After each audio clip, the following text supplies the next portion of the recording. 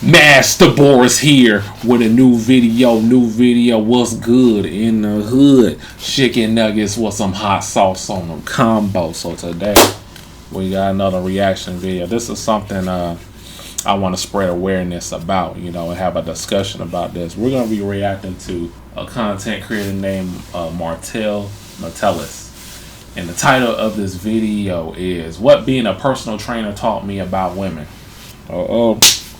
I already know you got some stories in this video. I can already tell just by looking at the video. You got something to tell y'all, and we're gonna find out. We're gonna react to this together.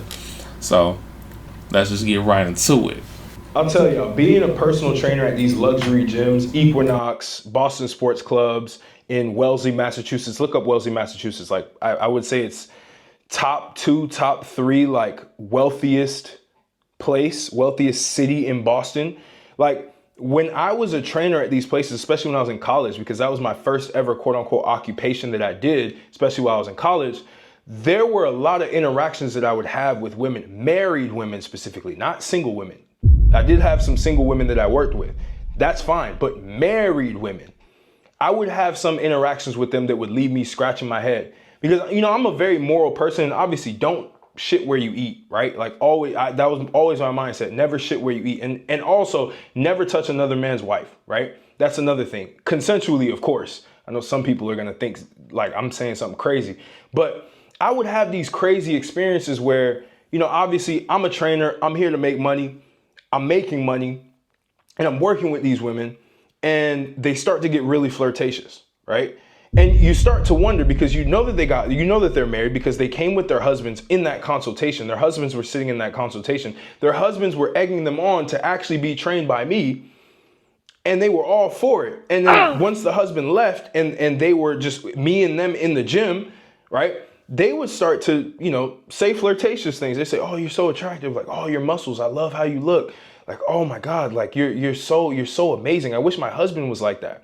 And they would start to say things like this in the beginning, right? And I would work with these women for about 3 to 6 months, right? Nothing crazy. But as the weeks went on, the flirtations got more and more, right? To the point where it just got to a point where I'm like, "You're married." Like I wouldn't tell them this, but in my head, I'm like, "You're married. Like how could you be this flirtatious?" That's because typically, a guy, the woman's husband be out and about and on their business and taking care of responsibility for their business, and they be more at work than more at home.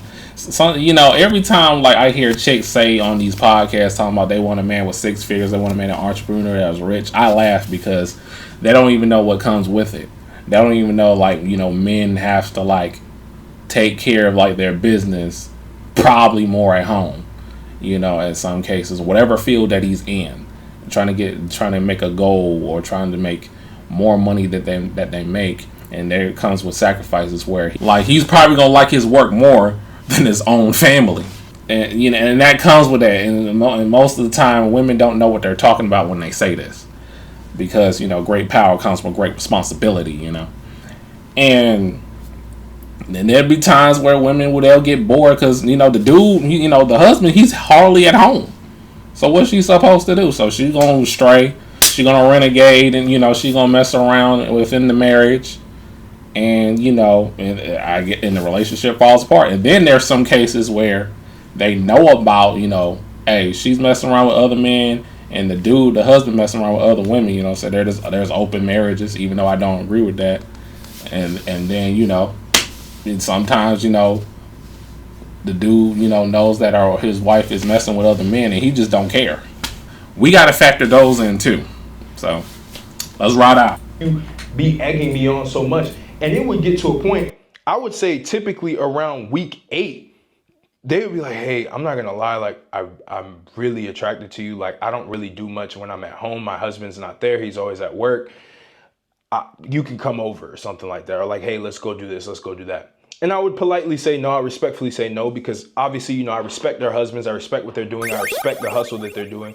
But there was one thing I realized because these demographic of women were rich women, right? And these rich women were always left at home by themselves. They were always bored. So they always wanted to talk to a lot of these guys who were in these services industries, right? They would have their own personal masseuse who was a male. They would have their own trainer who was a male. They'd have their own gardener who was a male. They'd have all these male services around them, right? Clearly for a reason. It never was just that, right? It never was just for just like their actual trade work that they did. But as I was talking to them more, I would try to understand what was going on at home, because that would give me a good understanding of why they act the way that they act.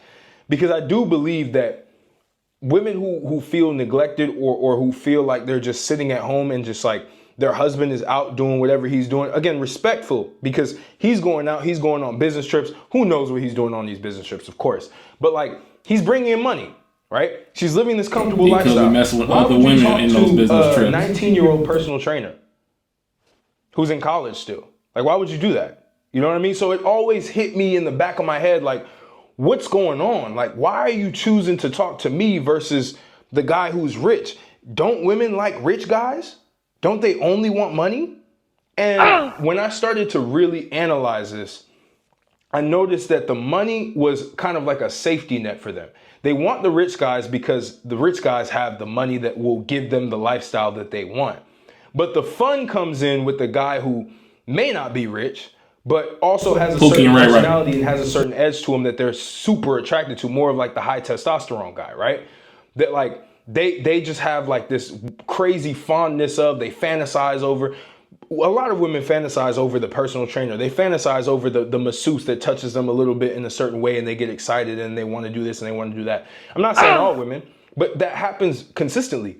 And it got to a certain point where I was really just asking so many questions about their relationships, and they would open up. They would say a lot. They say, "Oh, well, you know, he doesn't last very long. Like it's kind of boring. Like I've never orgasmed in my sex life at all." Like they would just like throw this shit out there, and they would bash the guy so much. And in my head, I'm like, "But he's a millionaire." Like, bro, when I tell you, Wellesley, Massachusetts, billionaires out there, right? There are. I remember when I was waiting tables, because I did a little bit of serving at the country club, the Wellesley Country Club. The CEO of Bank of America was there. I'll never forget that. I didn't even know who he was. I served him, right? And these are the types of guys that live there. Like all the NBA players live there, everything, right? And all of their wives, I'm not saying his wife, or I'm not saying any NBA player's wife, but like a lot of these rich guys' wives would go to these trainers and they would flirt with them and they would do things with them. And it always puzzled me. You gotta take it into account too, man. A lot of these guys that are rich, man, they leave with their wallet and they get with chicks that don't really like them. Like dudes, you know, that has a lot of money, they get with a lot of chicks that, you know, chicks will be saying, well, you gotta get your money up in order to be with me. And guys do that, but they're being with chicks that don't really like them. Women will only tell that to guys they don't like. It's not all about the money all the time. It's not about getting the bag all the time. It's about connection, appeal, you know, preference, all of that. So you gotta take it into account, man. Most of these men out here are rich simps, and a lot of these women out here that are with these rich simps, they don't respect them. Let's ride out. Because I'm like, you have something safe at home. Why are you coming here and taking the risk with somebody? What if he finds out, right? But then obviously, you know, they have probably half of whatever the guy has, and they feel like they can do whatever they want. And it was just crazy to experience this stuff. And they would always talk about how like he doesn't necessarily listen to me, he doesn't pay enough attention to me. I always feel like I'm alone. I'm with the kids. Like I just like want to have some fun, right? And it's tough to hear this as a man, because you're like, man, what if this shit happens to me? Which again, it can happen to anybody. It can happen to me, it can happen to you, it can happen to anybody. It doesn't fucking matter. The reality is it is a possibility, right? But what I've also noticed is it's a possibility that can be reduced if you're a man who can basically do more. Right? And again, this is going to piss off a lot of guys. They're like, why do I have to do more? I just don't want to date women at all. Go ahead. Don't do that. Right? That's your prerogative. But I take that as a masculine man. I take that as a challenge. Like, how can I be somebody who's also fun, cool to talk to, like can actually give the woman a good experience while also getting the money as well? right? It's good to have both. But a lot of these guys will be so focused on their careers, which again, respect to them because that's super important. But the women would be on the side just fucking around, right? Idle's mind is the devil's playground is what I learned. Because as they're doing these exercises, they're pointing their butt out a certain way. They want to do more squats. All of a sudden, they want you to get right behind them. They want you to do all these different things. And I just realized, man, I'm like, if you're a dude and you let your woman like go be with like a male trainer or like a male masseuse or any of these different services, you're kind of cooked at the end of the day, especially if you're a grinder, if you're somebody who's really working hard and building and you're not at home very often.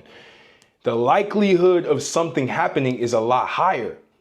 And I didn't realize this until I went through that process. And once I started to understand, like, it's not about the money. It's not. It's about the fun. It's about the thrill. It's about the emotional roller coaster. A lot of these guys, when I would meet them, when they would come and sit down at like, you know, we would do halfway point reviews and stuff like that.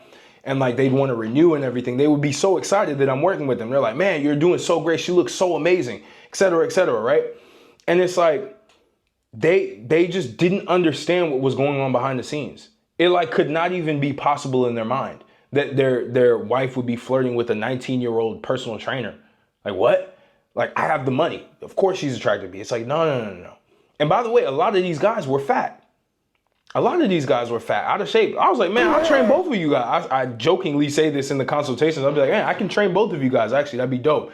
And of course, the woman would be like, no, it's just for me. And the guy would be like, yeah, she can have that. I'm good. Now, what's crazy is the woman would want to get in better shape. Like I said, some dudes don't care what she do. As she got in better shape, she would start to look in different directions, right? I would see the same woman looking at other trainers as well, not just me. I'm not saying that I'm like this Casanova or nothing like that. It was just the idea of being with somebody who was in shape, somebody who was young, somebody who looked adventurous, somebody who looked like they were just living life just on the edge. Like that's what they were looking for. It's the fantasy. You know, and so it got to a certain point where I just realized it's not all that it seems to be. Like chasing money is great to be able to chase a fulfilled life when it comes to like your finances to make sure that you're not stressed all the time. But it gets to a certain point where all of your life as a man has to be balanced, right? And it's like you can have the greatest woman in the world, but if you neglect her completely, she's going to go awry. She's going to start doing other shit because they need attention. All of them do. It's normal for them to want attention. But it was just crazier to see these rich women who had the money, who wanted people who didn't have the money. All the trainers around me also were kind of similar to me financially. Like we weren't balling, probably making around 50K a year, 40K a year doing the training stuff at the gym. You know how the gym is not too bad. You get paid probably 20%, if best, of what they're paying you per session, right? The going rate for those gyms that I was working at, the Equinox one in San Francisco, was $200 a session, right? Crazy, $200 a session. The one in Wellesley in Boston, Massachusetts was around $90 a session, $90 to $100 a session. So these were like higher price things. And so we would get a small percentage of that. We'd only get 20%. And I just understood. I was like, man, it's not what the whole like idea of women, like it just shattered my idea. Like it helped me understand that like you are not safe even with money. If you're one dimensional, if you only have money, you're not safe. You gotta have multiple different attributes to you that wow the woman. You have to be in her fantasy consistently as a man. Like if you're jacked, you're in shape, and you're also making money, and you're also charismatic, and you're also super competent in other areas of life, she will always be attracted to you for the most part. And you have the freedom to be able to do things with her and have adventures with her. Like a lot of these women would always tell me like, oh yeah, we go on vacation like once a year. You know, because he's always traveling for work and stuff like that. And I'm always like with the kids and all of that. And they would tell me everything about their relationships, everything about their lives. And I would feel so bad for these guys because maybe they knew, maybe they didn't know. Maybe they just didn't give a fuck, honestly. Because I've also come across a lot of guys who are well off that don't give a fuck what their woman does because they're also doing some shit on the side and they're really just there to build the family, build a legacy, and just do whatever, right? This would typically happen. But it would be so interesting to understand how these women think and how they view their relationship and how they don't give a fuck about their relationship and how they see their relationship as almost a crutch to their life versus like something that is actually a benefit for them. I mean, they're benefiting with the money. They're benefiting with the guy who's ambitious, right? But they want the other things. They want the intangible thing or the tangible things that aren't necessarily as important as the money. And as I started to learn this, even when I was at Equinox, it was the same exact pattern, the same exact scenario. These rich women would come around, they would talk, they would over talk about their conversations with their husbands and their issues in the bedroom, their issues with his physical appearance, their issues with his over dedication to work. And it's like, in my mind, I'm like, how ungrateful could you be? Like this guy that you're married to, this multi-millionaire, is out here doing everything possible to keep your life beautiful. But you go to this personal trainer who possibly would financially ruin your life to get something, the 10% that you don't have. So it was an interesting dynamic where I realized that a lot of men think that like, okay, I can give 90%. And even if I don't have the 10%, it's fine. But they don't tend to realize the 10% that they ignore is the 90% that the woman wants. It goes both ways with relationships that I've noticed. When I've trained these women, I finally realized this. I was like, a lot of men think like I'm giving 90% of what I think she wants. And I don't have that 10%. And in the woman's mind, he's giving nothing because there's the 10% that she wants is the 90% that he gives. And the 90% that she wants is only actually 0% of what he gives. So there's like a misalignment in what's being given on both sides, right? That's why men cheat, because they look for that 10% that they don't have in the household. That's why women cheat, because they look for that 10% that they don't have that means more to them than the 90% that they're getting. So it was a very interesting dynamic. And luckily for me, man, like I believe in karma, so I never, ever shit where I eat, bro. Like never. And I would just come away with so much more wisdom and so much more understanding of like women who actually are in marriages with successful men, like how they truly think, how money is not everything. It is something. It is something that's very important. I'm not sitting here saying that you should not go get money and you should just get jacked and be broke and live whatever. Do both, because you can do both. And that's what I would always look at their husbands and I'm like, bro, you could go to the gym. You're not traveling every single day. And even if you are traveling, there's a gym in that hotel. You can go train. You can take care of yourself. You don't have to look the way that you look. But they don't care because they're like money. Most of these guys were money hungry. To get to that level to where like these guys were making they had like multi-millions of dollars in money that was coming into them every single year. They had these billion-dollar corporations, but they didn't give a fuck about their health because they just cared about the money. And I would see the relationship just like drift. And I would see the upcoming problems that would come in. A lot of these guys end up getting divorces because they would come back into the gym a year or two later and be like, yeah, things didn't work out, man. Like everything went bad. And they would literally just like go to the gym and start to train because they realized, damn, I need to get in shape. I didn't take care of my body and stuff like that. They would talk about the sex life that they had. They would say how it was piss poor. And it just taught me so much, man. But like I wanted to tell you guys this because I know a lot of us are here, like, you know, we're chasing the bag, we're chasing the money, we're chasing all these things. And we also do want to have women, right? We do. You're attracted to women, right? It's okay to say that, fellas. It's okay to say you're attracted to women. And I know the key with that, to maintain the attraction, to maintain the pull, is to stay in shape, make money, and be very, very social with the woman, right? Be very involved as best as you can. Show some level of involvement. That's all of it. And I think a lot of guys don't necessarily do this, and they tend to fail with women a lot. That's why a lot of rich guys get divorces very, very, very quickly. Like the woman waits for a certain period of time until everything's on autopilot, and she collects her bag and she runs. Yeah, that's pretty much the gist of it. Hey, I'm gonna put the link in the description down below, that full video, man. Shout out to you, Marcel. And yeah, and it puts things in perspective too. Like I made a video a while back where I said that getting with a chick that is taken is easier than getting with a woman that's single. And that I do not recommend at all. And you understand why. This is probably one of the examples why. So it's crazy in the hood.